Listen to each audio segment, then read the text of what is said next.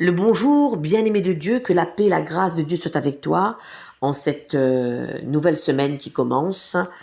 Merci Seigneur, hein, parce que toi et moi, on respire ce matin. On a nos deux yeux pour voir, nos deux jambes pour marcher, nos deux oreilles pour entendre. Waouh, quelle grâce, n'est-ce pas? Merci Seigneur. Il faut savoir remercier le Seigneur dans ces choses qui paraissent petites, mais qui sont grandes, bien-aimées, qui sont grandes. Merci, merci Seigneur, merci Jésus-Christ de Nazareth.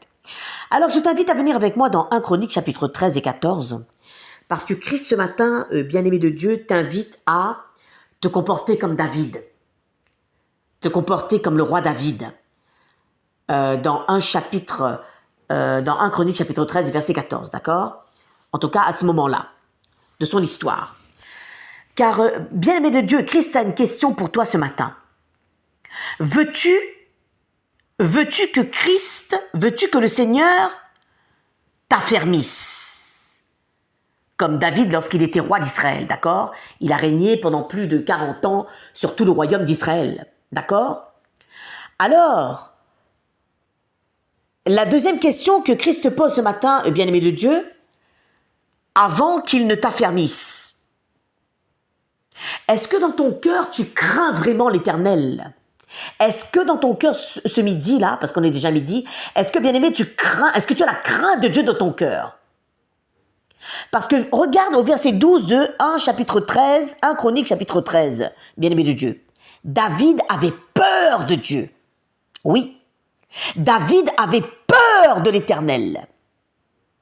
Alors, si un mec comme David, bien-aimé de Dieu, lui qui était roi d'Israël pendant plus de 40 ans, si lui, il avait peur de l'Éternel, un monde comme où et moi, bien-aimé de Dieu, si on n'a pas la crainte de l'Éternel dans notre cœur ce matin ou ce midi, il y a un problème, non? Hein, bien-aimé, il y a un problème, non? C'est que toi et moi, on doit se remettre en question, non? Amen, pas amen, bien-aimé.